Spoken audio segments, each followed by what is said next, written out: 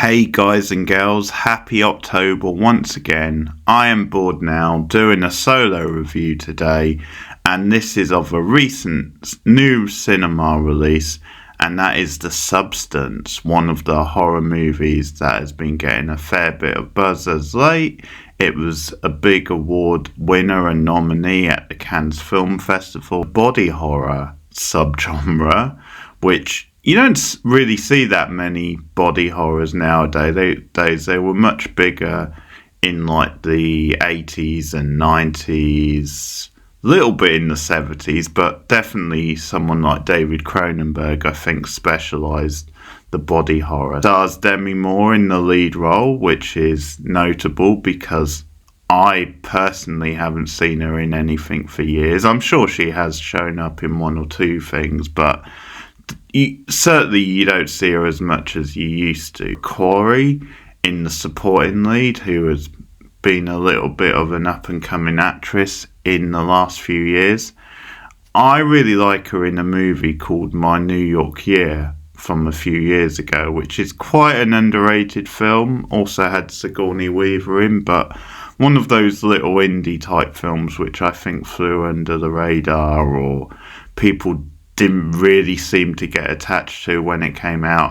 I quite like that film. Demi Moore's character is a fade-in Hollywood actress, slumming it a bit now on like a network TV show, which is like a fitness type show. And it's quite a big show for what it is. Like, it does like command like billboards and things like that, but it's probably a drop off from what she used to achieve. Unhappy in her day-to-day life, she has to deal with a very sleazy producer played by Dennis Quaid, who is called Harvey because of course he is. And Dennis Quaid I haven't seen in anything for years, and he's another one who I sort of have a certain nostalgia for because I saw him growing up in like the late 80s, like early to mid 90s in a lot of movies. So to see him in a film for the first time in a very long time is really good as well. Sort of a comfort blanket, but he plays this sleazy producer. And really in the setup to the film, he is the one who makes her feel quite bad about herself because he's got this line about how it all stops when you get to 50, and he's just this very sleazy sort of chauvinist sort of character. She goes to the doctor's surgery and she's having like, I think it's back problems or something, and like the younger doctor at the surgery like slips her this thing, and it introduces her to the substance of the title, which is a very futuristic type treatment you can get. And it's this idea of you can extend your years, basically. You can extend your lifespan and like live out your dream life. But the way it works is you inject yourself with it, and the younger version of yourself is projected, and they can go and live your life for you. But the idea is then it's two halves of the same person, and that the Demi Moore version, or the version that we've seen from the start, still has to do part of the workload. Like, she still has to go out, because the idea is then when the other half or the other side of the person is like resting and getting re-energized, that's when the Demi Moore character goes out. Voice keeps saying you are one type thing. There is like it gets across this message, and it's not about being two halves of the same person. You are always one, and we see that they have to feed off each other, and the other one is she's like recharging when the other version out. So what this leads to is the Margaret Qualley character, or that half of the Demi Moore character, she goes out and she takes her spot, basically, because she is the younger, more glamorous version that the Harvey character is looking for. And she takes off and has her own show, becomes a really big hit. But along the way, we see that there's compromises, and we see that things start going badly because, of course, it's one of these very satirical type films where all this is like too good to be true, and we see that both sides are not happy with the arrangement. It becomes a very dark film. It becomes a very, as I said, satirical type film. I really like this. I think it's very rare nowadays with films that you go to the cinema, which I did. I saw this at the cinema the other night, and it's very rare that you're like, oh my god, what did I just watch? That was like a wild trip and an unforgettable experience, and I was pretty much into it all the way through. It was a real thrill ride, had me on the edge of my seats at various times, but a very unique film because of the idea behind it, because there is a vision behind it, and a very bizarre and trippy film also because of the style. So a lot of times nowadays, I'm not necessarily one who says, like, you have to see such and such film in the cinema. I have come around a little bit more to, okay, I'm happy to wait for certain films. It's a great one to see at the cinema because it is so visually distinct, and it takes you on a journey, and you just get hooked in, or at least I did. That's one of the things. It's not going to be for everyone. It's a very niche sort of movie, and it really does go places, because I think it got to a certain point in the back half of the movie where I was like, well, has it reached its peak now? Can it get any more gross? Can it get any more unsettling? And then it went and topped itself with the finale, really. So it's one of these things. It's not going to be for everyone, but I think the people who do like it will really love it. It takes apart the modern like culture of celebrity and some of the sleaze of Hollywood. I don't think that stuff is like that new in some ways, but what I give the movie credit for is that they found a new way to get that message across. And I think it was, as I said, this is a very distinct film where there is a visual style, and it definitely takes these ideas to new places. Matter than some of these ideas have been done before, and that maybe in a way like there's not massive, excuse the pun, substance, but it's like, I think it's just so good at getting its message across. It so hits these beats so well and just takes you on a great ride. So I think it gets a good balance in that way, where it's a movie that's going to make you think about things, but also it's a very entertaining movie. I think it works as, like I said, an edge of your seat type film. Oh my god, what's going to happen to these characters next? It's a fun movie as well. It's quite pulpy and entertaining. I don't think you're meant to take it that seriously. And I think the Dennis Quaid character is a good example of that, where he is very hammy, he is very cartoony. One of my only small complaints is him being called Harvey after Harvey Weinstein. I thought that was a little bit on the nose. He wasn't in the film as much as I was hoping, so maybe could have had a bit more of him, but he is very good. He's having a lot of fun in the role. And another good thing about the film is how far it takes its premise and how it plays with some of these ideas and develops the plot, because at one point I thought it got to a point where it was about halfway through, and I was enjoying the movie, but I just wondered, okay, is it just going to settle on this now? And I didn't know what to expect, how it would end up. Always like when they have an idea like this and they really explore it, they really go places, and there's a logic to it, which you could imagine if this stuff was like real one things that,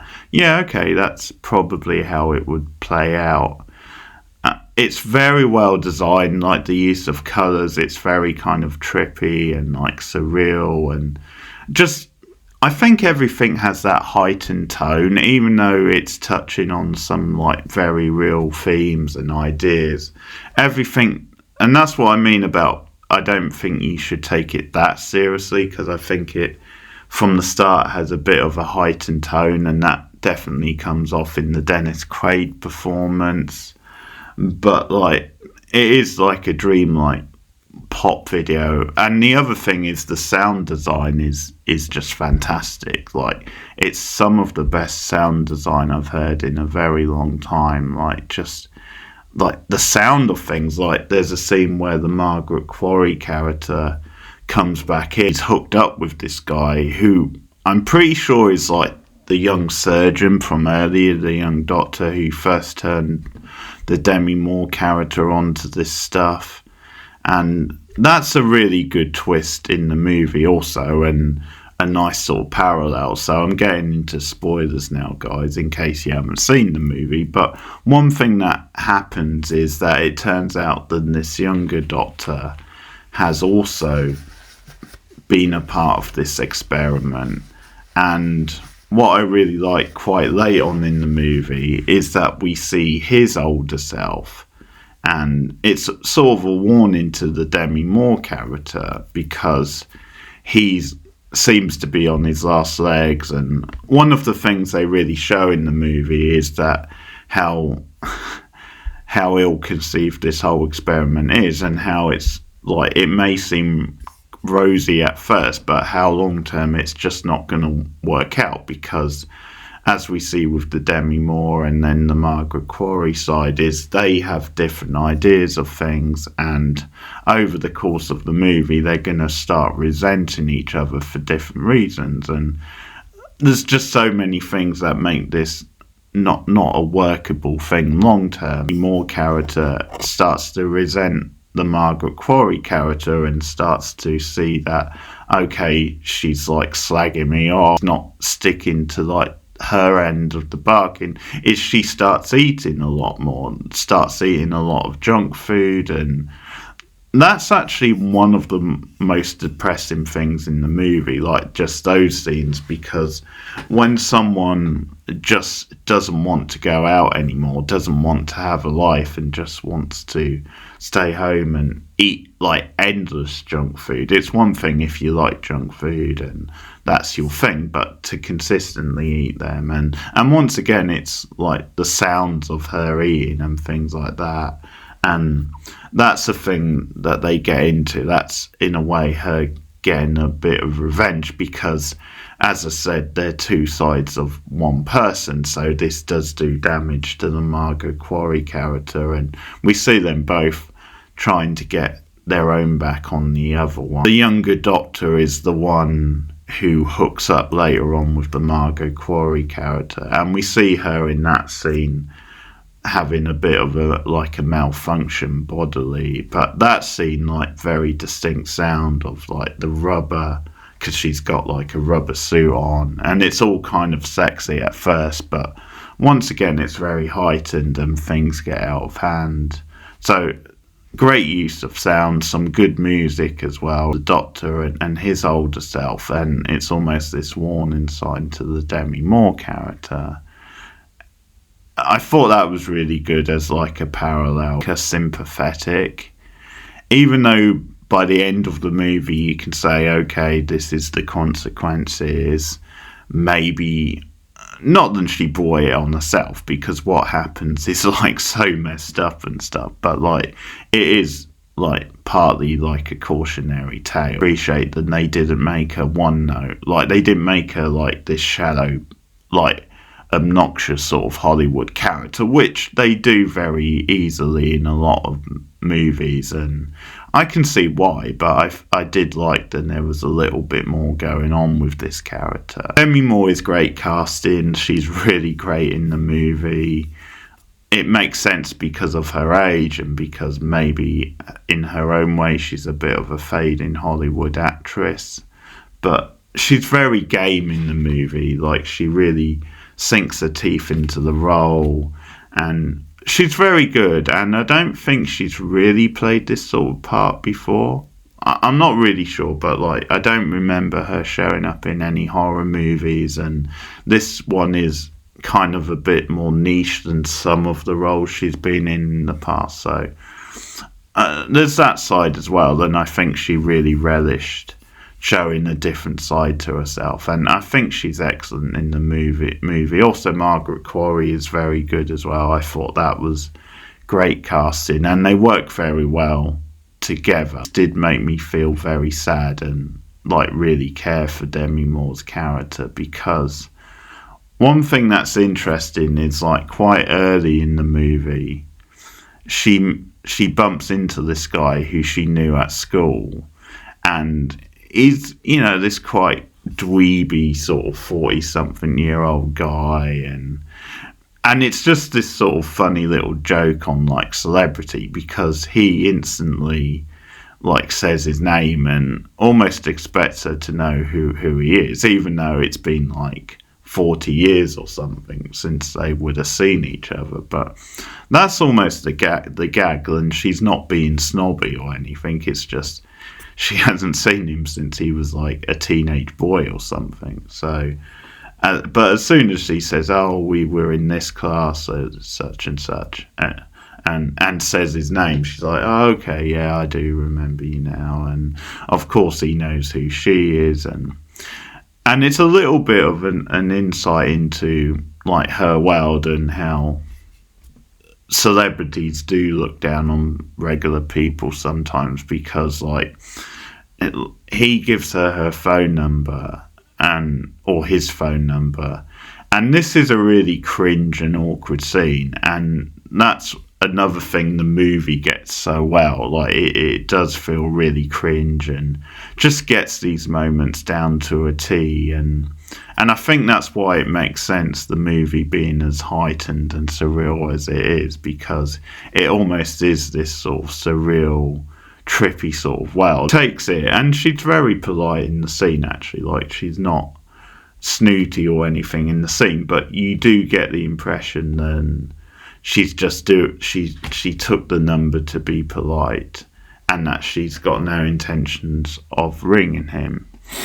And it's later in the movie when she's starting to feel like worse about herself towards him, and they set up a date. And I think you were just hoping, like, because you are sort of rooting for this character, you're just hoping that they would go on a date, and at least it would be a nice date. But things just go south, really, because she has confidence issues, and that's when she starts staying in and like eating a lot of junk food, and she like ignores his calls. I appreciate that there were like layers to the character, and that she's not this sort of snooty like prima donna. It was really good, and like the writing made me care about the character. And I know it's directed by a female director, and I think maybe a writer was female, but this definitely seems like a very female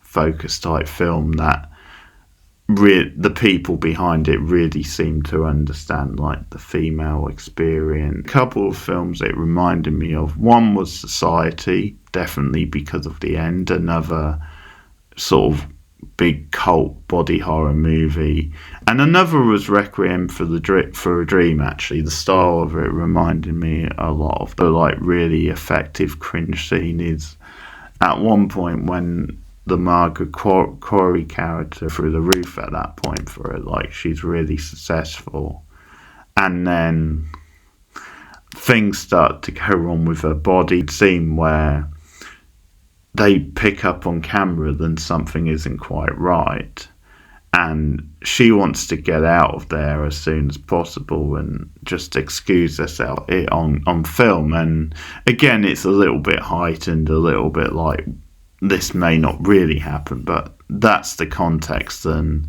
they're just zooming in, they're being very like shallow and like, okay, let's take a look at this, and it's obviously something to do with her and like her backside or something, and she just wants to get out of there. So again, another really good like cringe style moment. And yeah, like the ending, oh my god, like I think you could see that it was building to like some sort of a big like ending like this, and that it probably wasn't going to end up too good for the characters. Any more character as just like desecrated and desiccated to this point, and she's become like this monstrosity. Meant to be, I think, singing, because it's like this special New Year's type performance of the other character. Thought what they were gonna do for a minute is I thought they were gonna go for the ironic type ending, that because she had like a mask on of the younger version of herself, I thought they were going to do this thing of, because she's different, because she's putting on the show, they're almost enjoying that side of her as well. So she becomes a star based off that. I thought they were going to go for that for a minute. I should have known better, because this movie was heading in a direction where it was going to end like really awkward and badly. And one choice I wasn't so keen on, which I just think was a bit on the nose and just something I wouldn't have done, is at the end when she's revealed and they see how grotesque she is and everything, like, they all start shouting "monster, you're a monster" in the audience, and a couple of things, and I wouldn't have had them do that, because that just feels, again, a little bit on the nose and a little bit like, okay, we've seen that before. And I just think, in a way, because they all fall silent and they're aghast basically, as you would be, but like, I just think them reacting in that way, like a more stunned type way, and then things escalate, and you get this whole big scene in a way where Demi Moore is like fending them off, and it becomes like a riot, like it's almost like a mob, and that stuff's fine. I probably would have kept that stuff, but I just think them shouting "you're a monster" and things like that was a little bit cliche. Special effects makeup is like fantastic. I think they do a really good job, and just the grotesqueness of like, and this is where I was getting Society vibes, because in that movie it ends with a big sort of thing where like these characters are very sort of fleshy, but it's like the head of one character, a head of another one, and just different body parts, and it's all very gooey and slimy, and this is similar, because you basically have the two characters joining together as one, and but in a very like grotesque type way. But the again, probably good practical effects, which is something I say this, I'll give the new Beetlejuice film credit for, because they do use practical effects also, and I thought the effects in that movie were pretty good. An ending also, very memorable ending, and a very memorable movie, so I like this one a lot. It's one of my favourite movies of the year, without doubt. I think this and Civil War are probably my two favourite movies of the year, and yeah, it is a bit of a gem in a year that's been pretty poor really for horror so far. I know we've still got a few months to go, but yeah, a lot of the horror movies I've seen this year have either been very mediocre, or there's even been a few shitty ones in there, but this one was very good, so I would definitely recommend going to see this one.